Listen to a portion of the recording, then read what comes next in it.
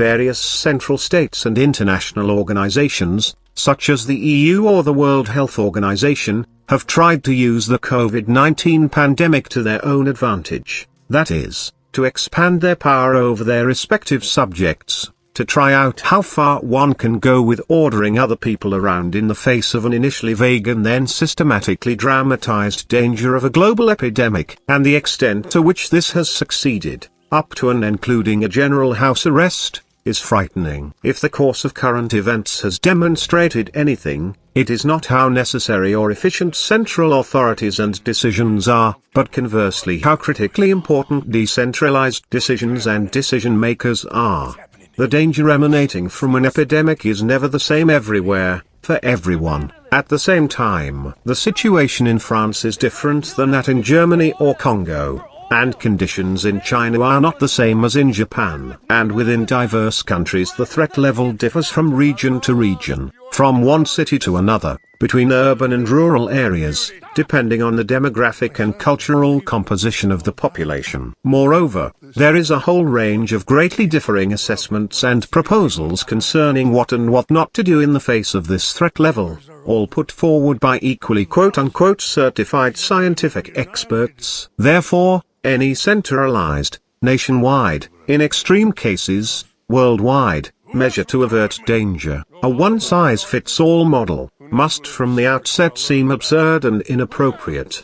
In view of this situation, it was only natural that, in addition to the representatives of the central governments, various provincial and local leaders everywhere quickly and increasingly became involved in the business of danger prevention. The epidemic offered them the perfect opportunity to distinguish themselves from the central state and its representatives and to expand their own sphere of power. They ignored, exacerbated, mitigated, delayed, or otherwise modified their central government's measures for their respective regions, always with an eye on public, or rather published, opinion, and often carried by the hope of eventually qualifying for the office of central dictator by becoming a popular regional dictator.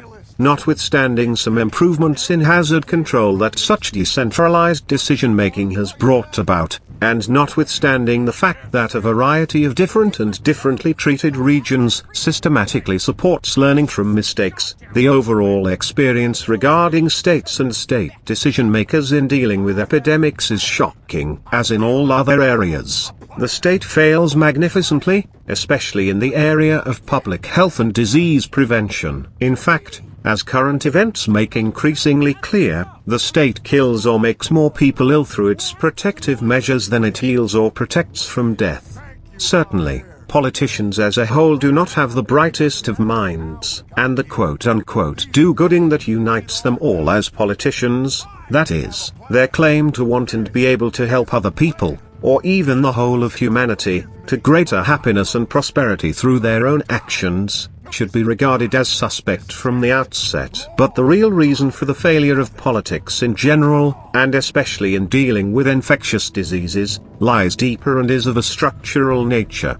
The deeper, structural reason is that policymakers, whether central or regional, have what is now casually called no skin in the game when making decisions. That is, they are largely freed from the risk of possible wrong decisions and possible losses and costs. They do not have to think long and hard about the consequences and side effects of their actions, but can instead make spontaneous decisions, as they are not personally liable for the consequences of their edicts. On the whole, they can burden other people with the costs of their actions. This is the deeper reason why and when stupidity and do-gooding, especially when combined, become a danger and then systematically promote irresponsibility, arbitrariness, and megalomania.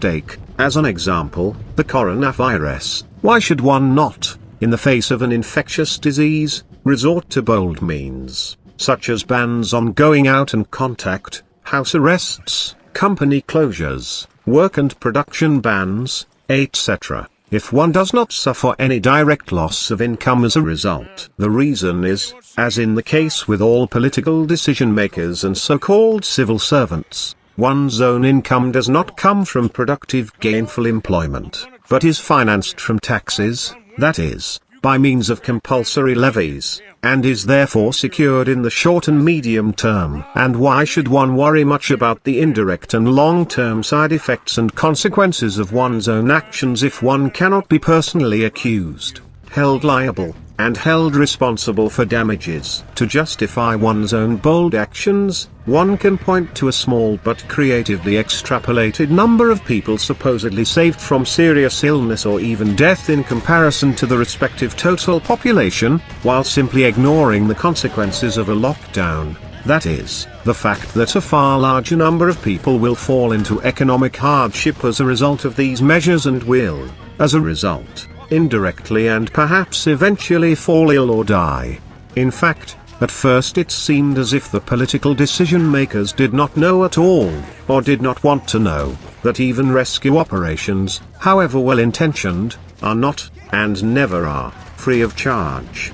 By virtue of being rescue operations, they were rather presented as not having an alternative. When the side effects became more obvious and could no longer be denied, they asserted that their decisions were about a trade-off between health and the economy, and that for them, being the do-gooders that they are, human life always has absolute priority over all economic considerations. There is an elementary insight that the powers that be showed themselves incapable of, or did not want to arrive at, and this is that such a dichotomy does not exist at all. On the contrary, a prospering economy is the basis for safeguarding humans and preserving their health in particular. It is therefore just the poorer regions, population segments, and people who are affected most severely by a lockdown, not least regarding their health. Only with difficulty could this elementary insight be reconciled with the stance taken by all political decision makers of being the bold rescuer in the greatest emergency.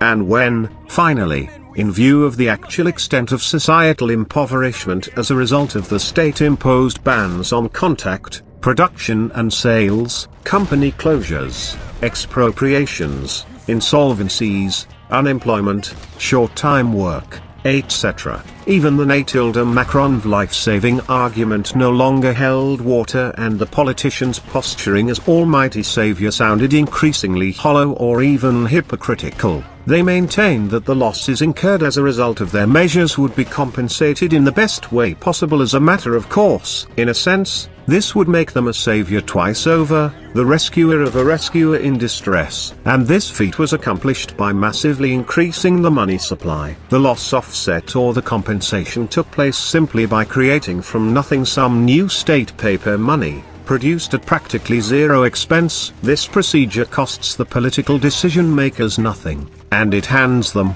always welcomed on their part, an increased amount of money, the allocation of which enables them immediately to put on airs as rescuing benefactors. In the meantime, the costs of this money supply increase, that is, the resultant loss of purchasing power of a money unit and an increased future debt service are covered up and foisted on other people or socialized. The whole maneuver resembles the notorious example of the arsonist who subsequently acts as a firefighter in extinguishing the house he set alight and becomes a celebrated hero in the process. The only difference is that the state, by increasing the amount of money, also socializes the costs of extinguishing the house it set on fire.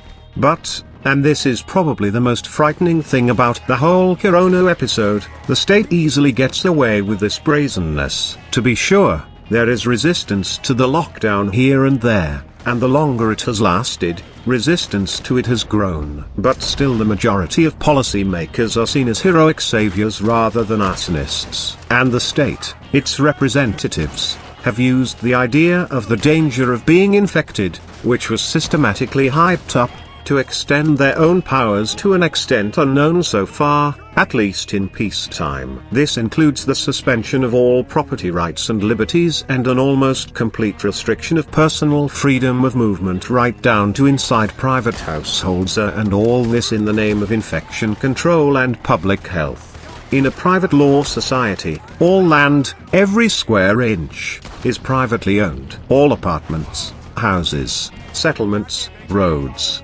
waterways, seaports and airports, factories, offices, schools, hospitals, etc., have a private owner. This owner is either an individual or a group of individuals, a private association, each with its own house rules, organizational structure, and internal decision-making rules and procedures.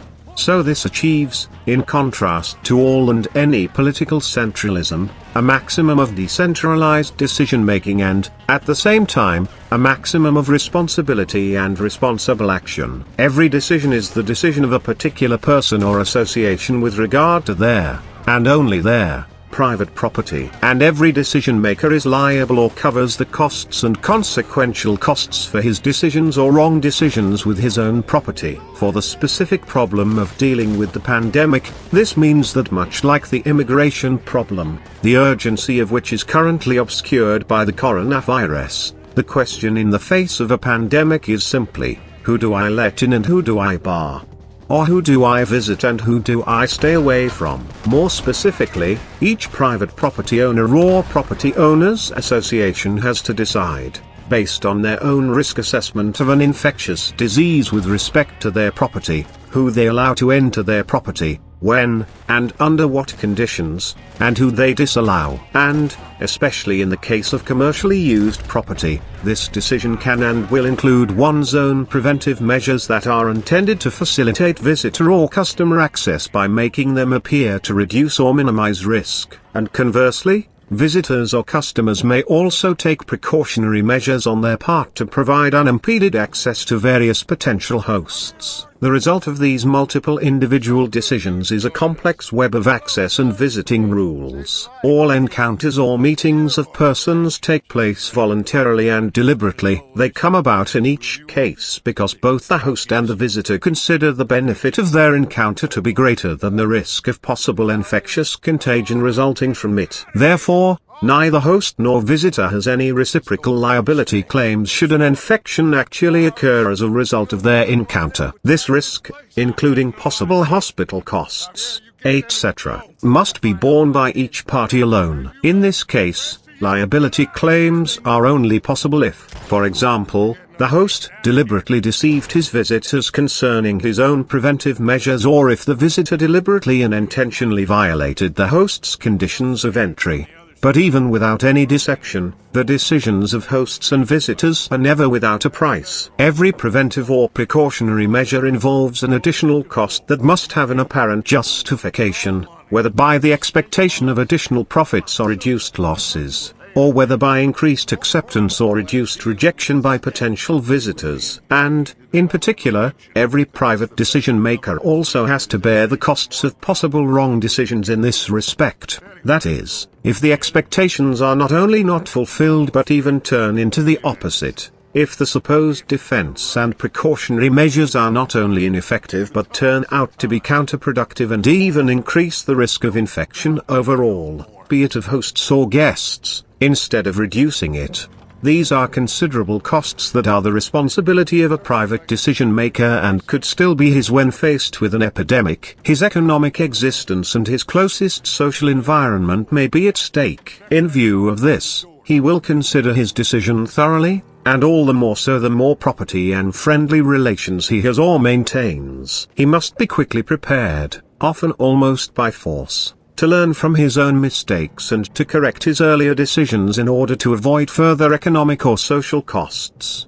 Accordingly, as with all other problems or risks, a real or perceived of the same is true in the case of infectious diseases and epidemics. The best and most cost-effective and efficient way to minimize the damage associated with an epidemic is to decentralize decision-making down to the level of private owners or owner associations. This is because, as mentioned above, the danger posed by an epidemic varies in different places and at different times, and is perceived as such. And, in general, there is no single, definitive, and unambiguous scientific answer for assessing the risk of an infectious disease. Rather, this question is an empirical one, and the answers to such questions are, in principle, always only hypothetical and tentative answers. And these may well differ and change significantly from one scientist to another and from the representatives of one scientific discipline, for example, virologists, to those of another discipline, for example, economists. as well as over time.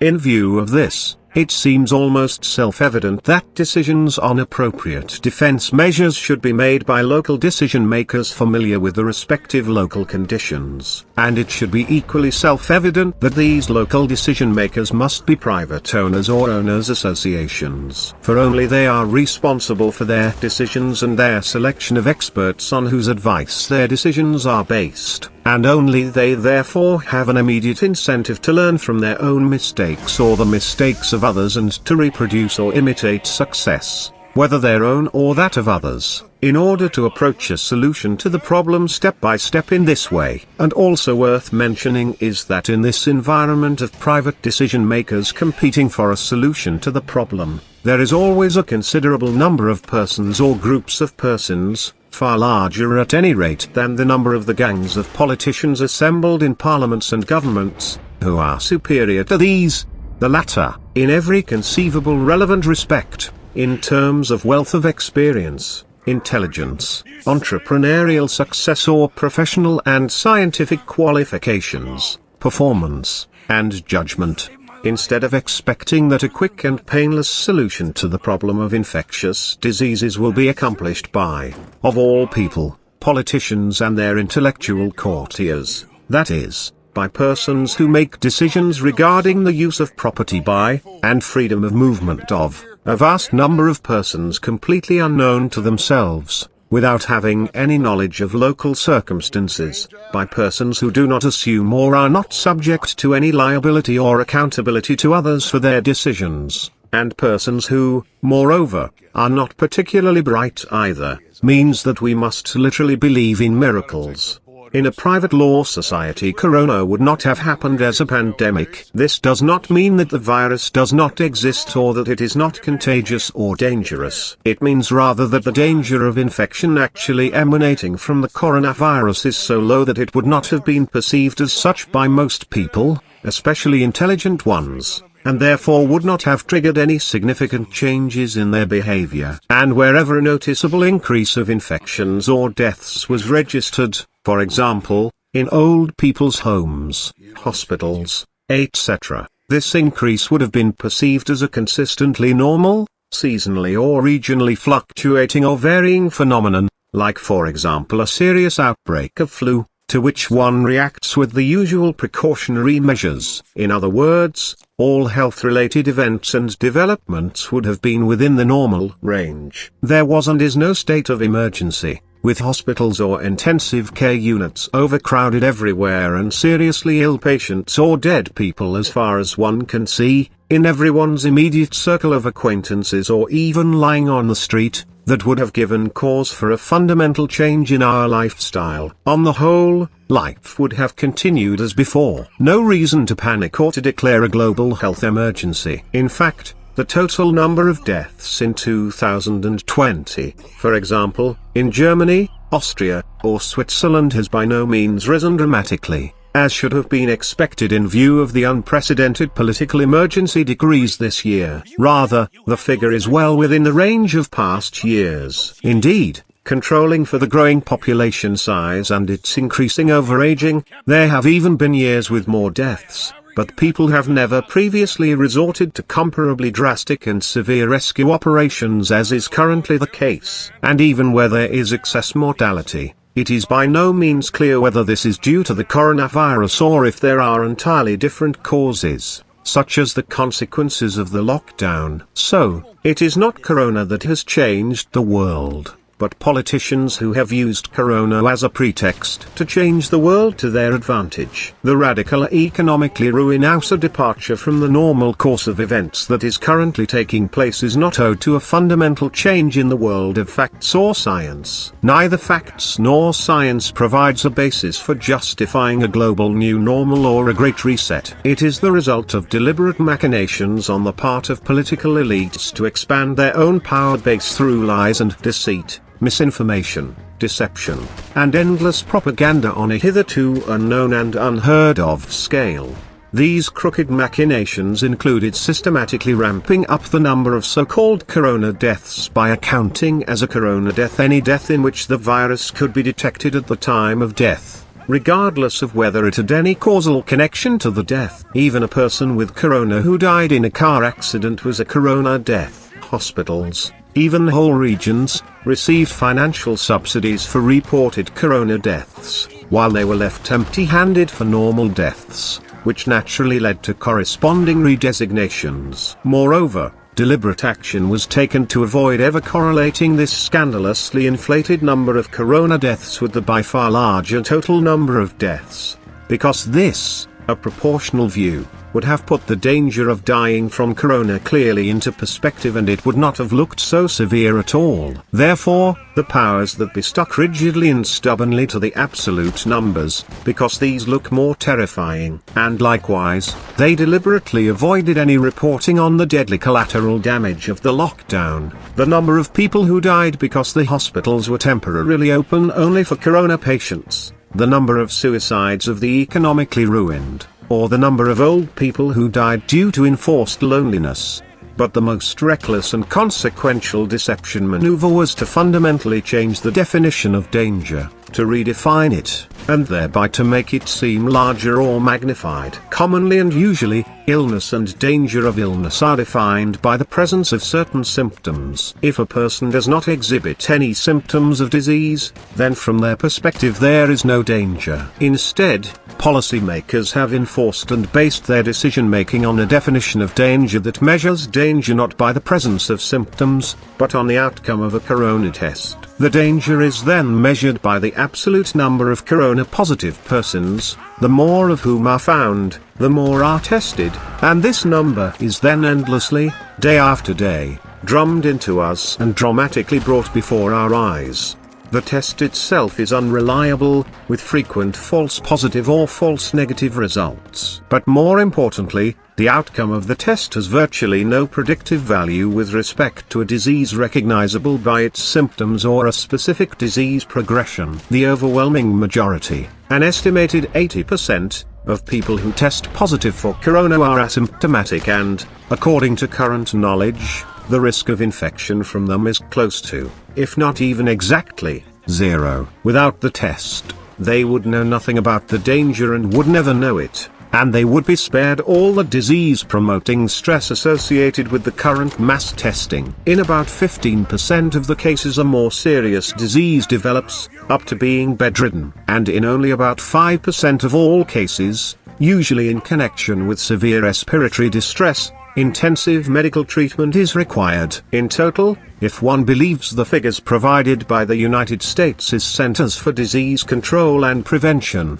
CDC, which is government-funded and whose entire reason for being is based on the existence of infectious diseases and pathogens and can therefore hardly be assigned to the camp of corona deniers or skeptics, the following, less frightening picture emerges. The probability of surviving a corona infection varies with a person's age but is consistently, for all age groups, extremely high. For the 0–19 age group, the probability is 99.997%. For the group 20–49 it is 99.98%. For the 50–69 group it is 99.5%. And even for the 70+ group it is 94.6%. This brings me back to the beginning of the answer.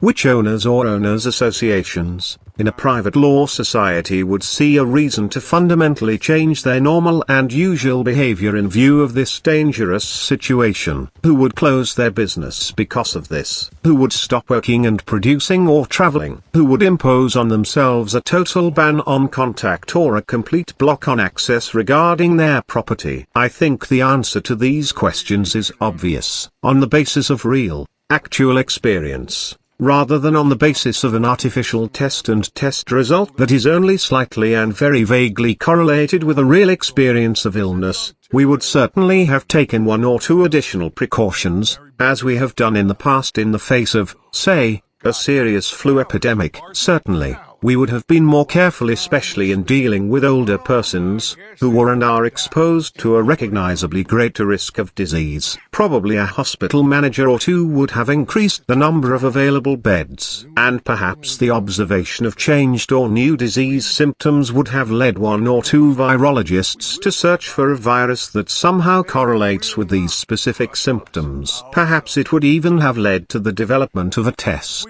and perhaps even to the search for a corresponding vaccine, even if this must be regarded as rather improbable in view of the high development costs and a predictably low demand for vaccination in comparison with an overall low-risk assessment. The fact that the present course of events was and is in fact completely different has no objective reason, but is due solely to the existence of a class of persons, the political class or the political elite, who do not have to assume any responsibility or liability for the costs and consequences of their own actions and who can therefore increase their do-gooding to the point of megalomania. Since time immemorial, the megalomania of politicians, born of irresponsibility, has manifested itself in the fact that, based on various key figures supplied by their respective official statistical authorities, these politicians have concocted a scientifically based justification for their ever more numerous and far-reaching state interventions into normal societal interactions. Up to now, however, these indicators have essentially been figures taken from the field of economic statistics, such as figures on income and wealth and their respective distribution, on economic growth, imports, exports, money supply, trade and payment balances, inflation, prices, wages, production, employment levels and so on. Each and every one of these figures offered policymakers a possible reason to intervene. Either the figure was too high or too low, or it had to be stabilized by appropriate measures. Always, however, there was supposedly something to correct. There is no need here to further explain the extent of the redistributive effects and welfare losses that have resulted from this economic interventionism. With the corona crisis, however, politics has moved on to completely new shores in this respect. Politicians have discovered that health statistics offer an even greater gateway for governmental despotism and status craving than all the indicators of economic statistics. On the basis of a virus test, which has been chosen as the official indicator of an allegedly acute or even fatal danger of infection, politics has succeeded in bringing almost our entire social life to a standstill, plunging millions of people into economic or social hardship or distress, while helping the pharmaceutical industrial complex, that is, for example, the manufacturers of masks, tests, and vaccines, to amass enormous wealth, and yet to emerge from the whole story, so far at least, as heroes. A frightening, downright devastating realization.